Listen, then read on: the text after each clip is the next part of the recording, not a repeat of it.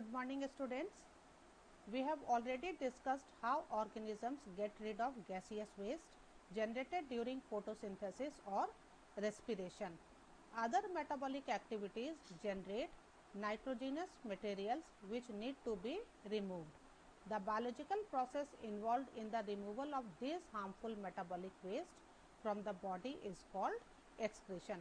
So, what is excretion? The process of the removal of the harmful metabolic waste from the body is called excretion.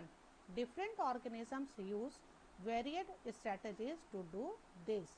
Many unicellular organisms remove this waste by simple diffusion from the body surface into the surrounding water, like the amoeba, bacteria, etc. They use diffusion process to remove the waste from their body to the surrounding. As we have seen in other processes, complex multicellular organisms use specialized organs to perform the same function. So, let us study about the excretory system of human beings. So, human being includes a pair of kidney. Here you can see this is the left kidney, this is the right kidney. Then urinary bladder where the urine is stored, and a pair of ureter. Pair of ureter means a tube which connect the kidney to the urinary bladder. And then the urethra. It is the excretory organ which from where the liquid waste is excreted from the body. Now, the process of excretion. Renal artery brings in blood containing waste substances to the kidneys. Actually, the renal artery, they carry the waste product from the body, or actually they carry the deoxygenated blood to the kidney, and kidney then filters the blood. Urine produced in the kidneys passes through the ureter. The kidney actually it filters the waste blood, and after filtration the waste is passed through the ureter into the urinary bladder. So, ureter is a tube which connects kidney to the urinary bladder, from where the waste in the form of liquid is stored in the urinary bladder, where it is stored until it is released through the urethra. Now, function of the kidney, it is used to remove waste product from the blood, that is urea, which is produced in the liver. So, urea is the nitrogenous waste which has to be eliminated from the body. Now, nephron, each kidney has a large number of filtration unit called nephrons. Nephron is the structural and functional unit of kidney. Here you can see the afferent arteriole brings the waste blood or the deoxygenated blood to the kidney. Inside the kidney there are millions of nephrons, and here you can see the glomerulus. These are the network of capillaries which filter the waste blood, and it is stored in the Bowman's capsule. Bowman's capsule is actually the cup shaped structure. So, nephron consists of a glomerulus and the Bowman's capsule, and here you can see the yellow part, it is the conducting duct from where this waste after filtration it passes through these tubes and afferent tube and the distilled convoluted tube DCT and ACT, and here it is collected into the collecting duct, and then it goes back into the urinary bladder and eliminated by the urethra. Now, mechanism of urine formation. The urine formation involves 3 steps. The first is the glomerular filtration. Blood is filtered from the glomerulus into Bowman's capsule of the nephron. This filtrate passes through the tubules of the nephron.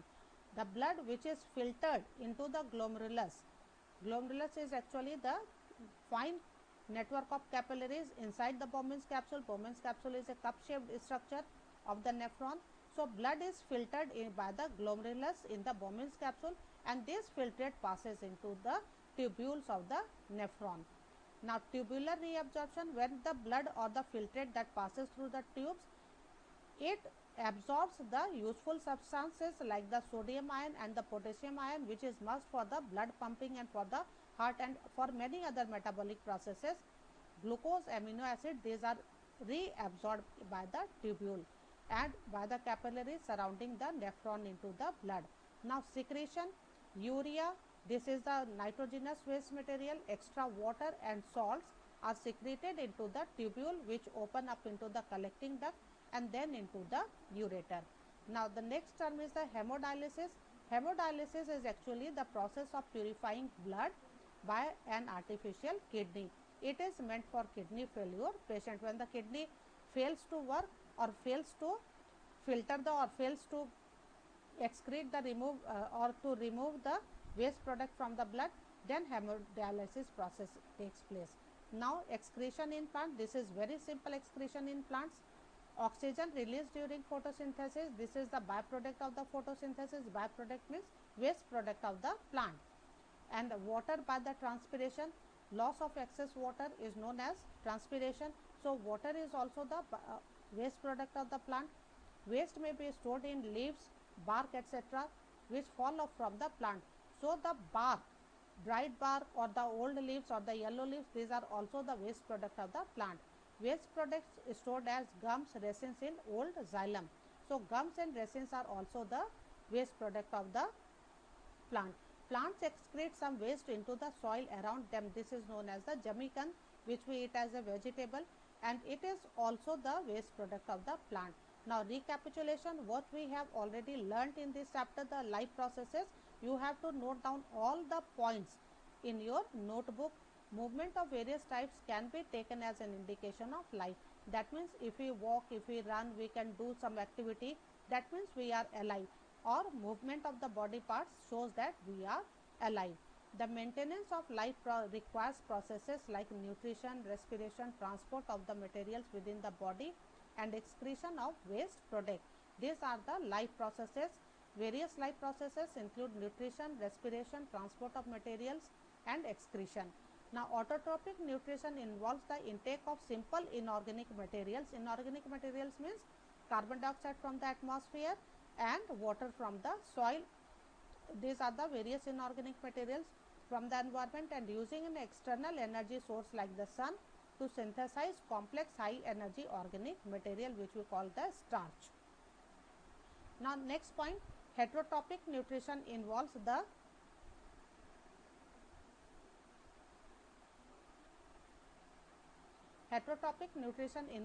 intake of complex material prepared by other organisms.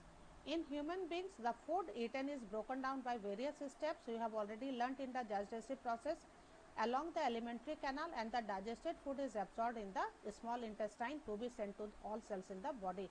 So, complete digestion takes place in the small intestine, and from there the energy is absorbed by the blood and it supplies to all the parts of the body. During the process of respiration, complex organic compounds such as glucose are broken down to provide energy in the form of ATP.